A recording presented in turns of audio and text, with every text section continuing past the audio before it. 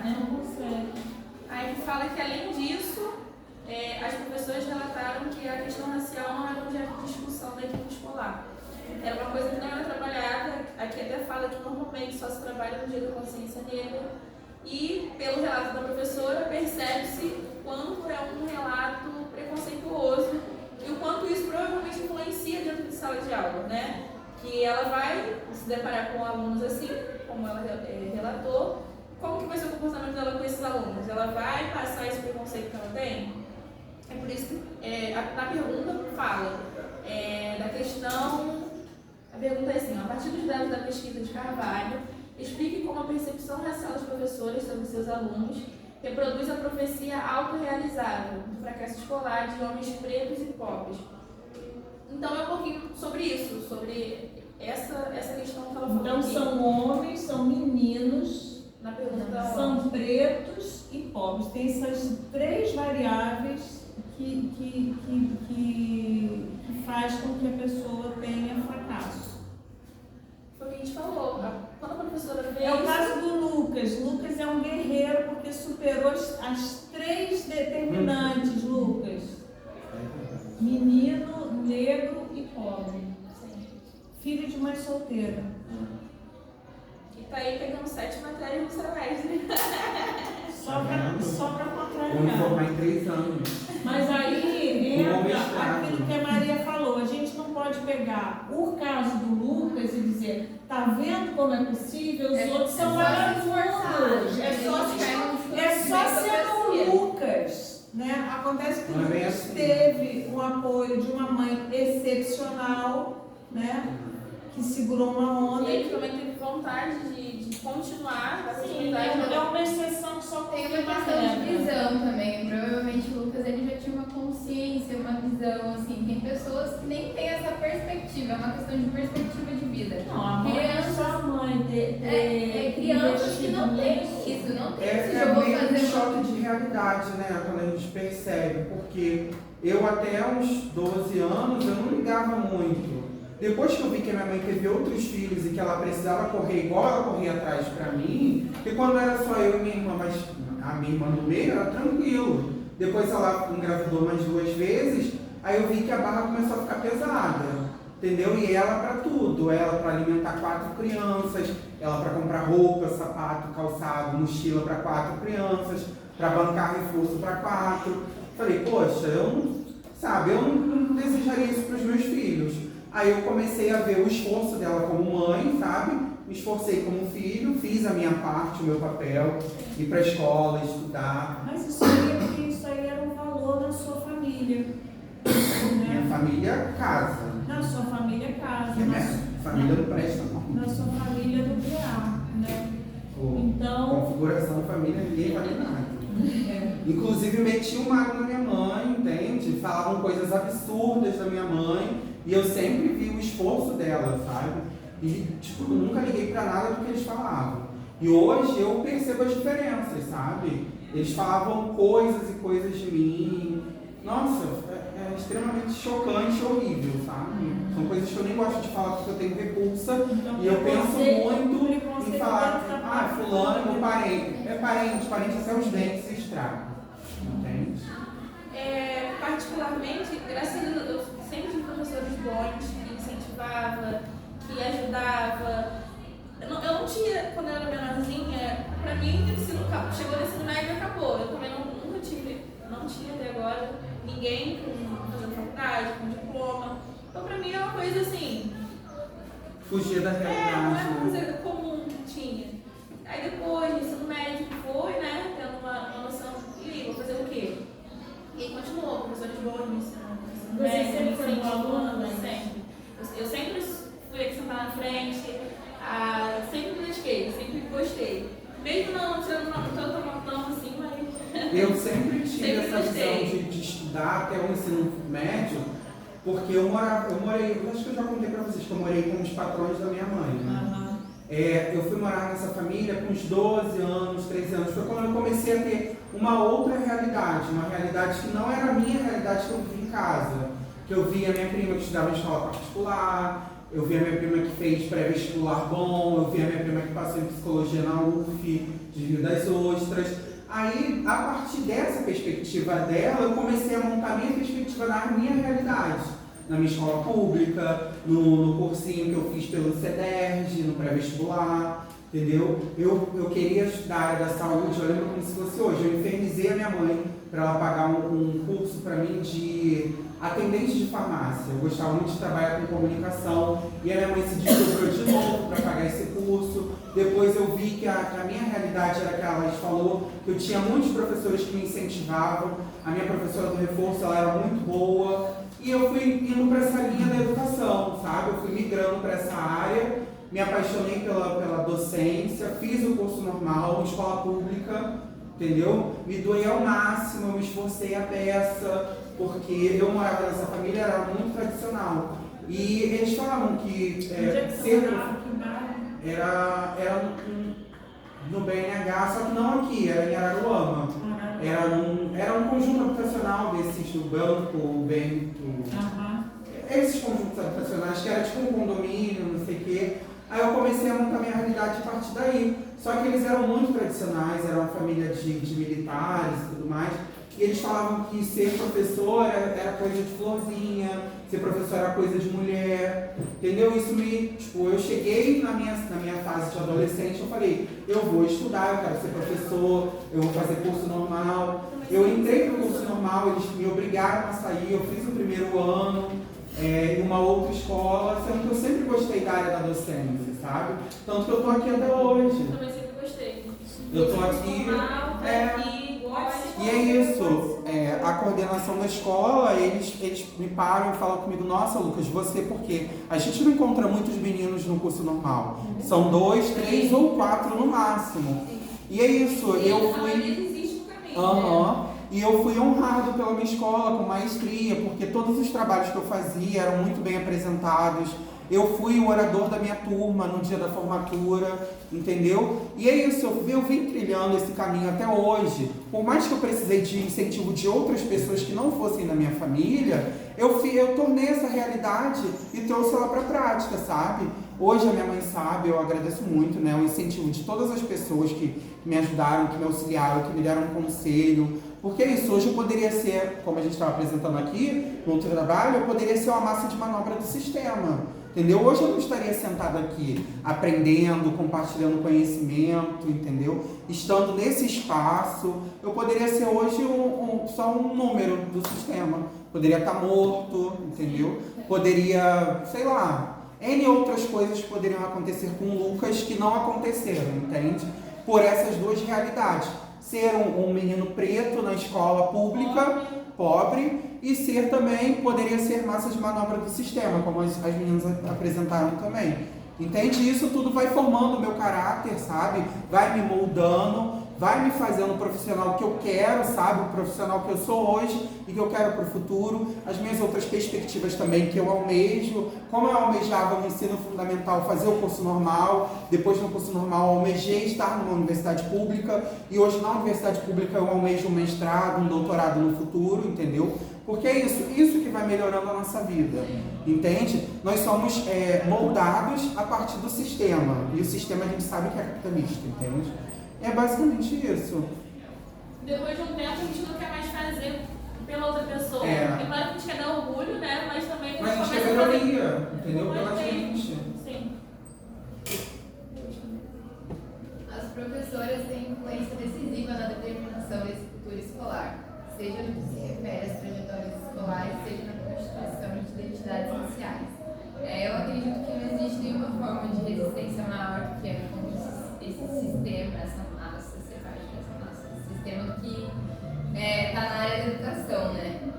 E a gente tentou trazer um vídeo, mas não deu, né, para colocar.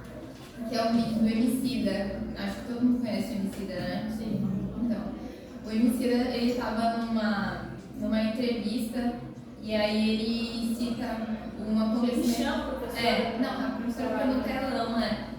E ele fala do que aconteceu com ele, da vida dele. Ele fala da professora Rita de Cássia, que foi a produtora dele, e ele sempre ia pra escola, ele tentava sair da escola, ia até pro bueiro, E aí ele fala que a professora dele deu o mundo pra ele, porque ele só gostava de história em quadrinhos. Então ela ia e ela fazia toda a matéria em história de quadrinhos. Aí ele até fala, sabe como ganha uma professora? Ela tirava o tempo dela, ela se dedicava, e ela me deu um mundo de oportunidades, porque se não fosse essa professora Rita de Cássia, eu não estaria aqui, eu estaria sendo uma massa do sistema, eu estaria caminhando para isso. E ela me deu isso, foi uma professora que me deu isso. Foi o que a gente falou sobre pequenas atitudes dos professores, de querer, mesmo que seja um, dois alunos, tentar mudar a realidade do Quem aqui nunca ouviu que não vai mudar o mundo? Tipo, quem nunca ouviu isso? Eu já Aí escutei. a gente não vai mudar, mas Eu ouço falando as coisas que passam na minha cabeça, mas aí quando eu ouço, tipo, essa história, eu falo, cara, olha isso, já mudou o mundo do cara, porque ela deu um mundo de oportunidade pra ele. E é muito emocionante essa entrevista que ele faz, porque ele chama ela e ele fala sobre isso. Bota no A gente não consegue. No grupo dá pra mandar, a gente tentou E ela colocar falou por que e-mail, não passar aqui. conseguiu. Não, A gente não conseguiu baixar o vídeo. E aí eu consegui Depois do gravar, YouTube. gravei a tela no telefone, mas eu não consegui passar no e-mail. Mas a gente manda lá, a gente manda lá. Tenho ele baixado, mas não consegui mandar pro computador. Mas eu mando no grupo. Mas o computador não tem Bluetooth? internet? Tem. Não. No YouTube não tem não? Aí passa já direto pro TV. Então, eu escutando esse relato, quando eu estava no 6º, 7º ano, um professor de matemática chegou para uma menina preta, entendeu? Ela era pobre, e ele falou para ela, para essa garota, você não vai ser, você só serve para limpar banheiro de mercado. E as pessoas morriam de rir disso, entende? Só que eu nunca entendi o porquê dessa fala dele, o porquê que ele fez isso. Já falaram pra mim também, sabe o quê? Quando eu estava no mestrado, falaram assim, o que você está fazendo aqui? Vai vender sanduíche natural na praia. Sabe, acharam que eu era hippie, que eu não tinha que estar ali, porque eu tinha feito biologia, né? Então quando eu cheguei no mestrado em educação, eu tive muita dificuldade, porque eu não tinha feito humanas, né? Eu tinha feito biologia, então eu tinha muita dificuldade. Aí eu perguntava um monte de coisa, eu não entendia, não tinha base. Aí uma vez um colega falou assim, cara, o que você está fazendo aqui? Vai vender sanduíche natural na praia, porque eu toda simpática fazia um pão integral e levava para o grupo, sabe, de querendo me enturmar com as pessoas e tal, e aí eu vi um troço desse. A gente tá chegou na área de biologia? A gente vai estar Não tá indo, mas a gente tenta mandar no. Manda o link. Tenta mandar Aí no. a gente manda no grupo do WhatsApp. E aí, com isso, a gente vê a importância da figura do professor, né, pro aluno. O quanto pode incentivar, pode desmotivar. Inclusive nessa questão dos alunos negros, né? Quando o professor ele já tem uma visão de escurecer ou embranquecer alguém, já vai automaticamente, né? Porque são coisas automáticas, ele vai desmotivar o aluno. Gente, eu estava escutando na rádio, eu gosto muito de escutar a CBN. É uma rádio que eu até recomendo muito a vocês, é uma rádio muito legal. E aí eu estava escutando um programa de medicina, falando, eu não assisti o programa inteiro, mas a questão é a seguinte, que os médicos brancos, vários testes e aparelhos, eles foram criados para o homem branco. Olha que doideira. Então você faz, por exemplo, uma ultrassonografia ou não sei lá o que, você tem uma interferência, não está calculado para a pele preta, então você tem subdiagnósticos por conta disso. É muito doido, né? Então assim, essa coisa da centralidade do branco é muito forte, né? E outra coisa que ela falou que eu fiquei impressionadíssima é que os médicos brancos tendem a dar menos analgésicos para pacientes negros. Porque acha que é mais resistente. Acha que é mais resistente. Doideira, né? Tem outra. É um estudo científico que comprovou que isso acontece. E ela disse, essas pessoas não têm culpa, porque elas fazem isso inconscientemente, porque isso foi posto dentro da cabeça delas. Tem um outro relato aqui, uma outra fala, que foi que de uma professora que foi entrevistada. Ela falou assim: eu acho que entra toda essa coisa de compromisso, a responsabilidade. Eu acho que está tudo envolvido. Tá tudo muito misturado e muito difícil. Acho, muitas vezes, talvez, a falta de compromisso da criança influencie bastante no fato dela não conseguir alcançar aqueles objetivos. Mas a gente tem outras crianças que são super compromissadas e que mesmo assim não conseguem alcançar minimamente os objetivos. Ou seja, fala sobre falta de compromisso, falta de responsabilidade, provavelmente se referindo ao aluno negro, né? E que não tem compromisso, mas que outros alunos que também têm compromisso também não conseguem se desenvolver. Foi. Eu fiquei curiosa.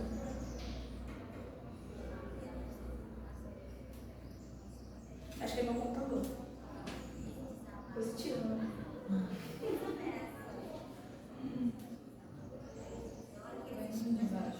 Não tá mudando.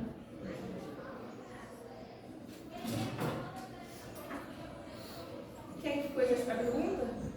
Fala, pergunta. Ela não fala? Professora, sem querer atrapalhar a apresentação, mas depois você pode dar Eu existo porque tinha professor treinado que correu atrás de mim do bolo. Essa mulher.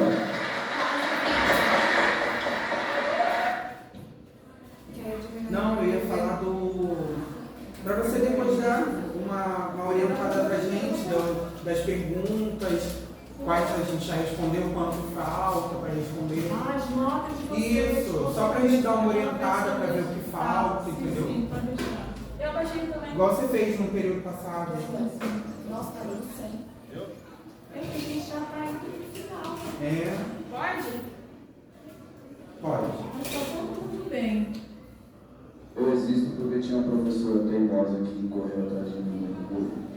Entendeu? Essa mulher. Essa senhora se chama Rita de Cássia. Ela se ligou que eu não gostava de ir para a escola, mas que eu gostava de história em quadrinhos. E ela passou a me dar todas as matérias em forma de história em quadrinhos. Vocês sabem quanto o professor ganha, vocês sabem o tempo da preparação para uma aula. Essa mulher pegou o tempo da vida dela para transformar o conteúdo que eu precisava ter acesso. Ela dedicou muito tempo daquilo para uma criança, sabe? Que era eu. E a partir do meu encontro com ela, o mundo ganhou muitas outras possibilidades, sabe?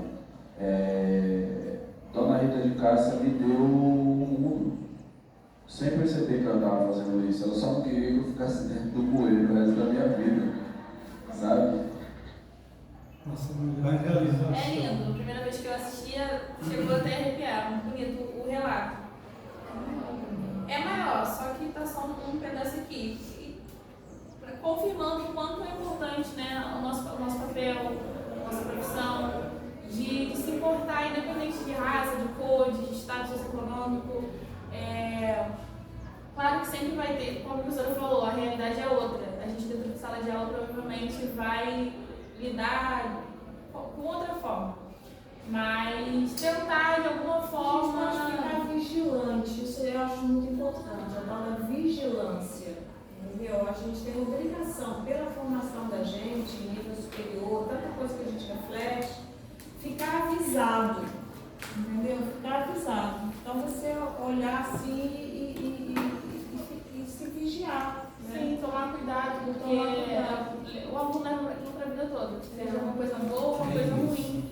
Com certeza todo mundo tem uma referência E de sendo pessoas generoso mais com a boas. gente mesmo, sabe? Porque todos vocês vão fazer bobagem na docência. Mas no começo, Em algum momento vão fazer. E a gente tem que ser generoso com a gente mesmo. reconhecer e melhorar. Não, mas tem que observar. Nossa, vacilei. Pedir desculpa, sabe? E no outro dia falar. Saber reconhecer. Reconhecer, Todo mundo crescendo. tem o direito de errar. Exatamente, com certeza. A particularidade da pesquisa de Carvalho, em 2005, explica como a percepção racial das professoras sobre seus alunos reproduz a profecia autorrealizável do fracasso escolar de meninos pretos e pobres. Entra a questão que a professora falou de não tem jeito, é um aluno que é preguiçoso, é um aluno que não quer fazer, é um aluno burro, é um aluno que não se esforça, vou deixar pra lá, não vou me doar para esse aluno. E aí ela provavelmente fala também para o aluno absorve aquilo, ela também não se doa. E a profecia se realiza. E a profecia se realiza. Tá, Acho que é mais ou como menos isso. meninos pretos e pobres são maus alunos, né, vão acabar no tráfico. É tiro e queda, acaba acontecendo. Mas acaba acontecendo por quê? Porque os professores largam mão. Lança a profecia e a profecia se realiza. E é um looping. É algo que eu sei. Acho que é isso, mais ou E menos. é isso, gente. Muito bem. Laís, você já não tinha apresentado outro trabalho? Não. Eu só te mandei o fichamento. Ah, tá. Por isso que eu já tinha nada aqui. Tá certo. Ah, tá. Agora que eu entendi. Olha só, vocês que estão aqui, o Cássio já tem 3 notas, já tem 3, 2. Então já tem nota 6. Ainda faltam 2 trabalhos para fazer 10. Qual que é o problema? Oi? As perguntas. Apresentação Pode e 3 fechar. perguntas, né? Ah, tá. Não pude. Tem. Vocês têm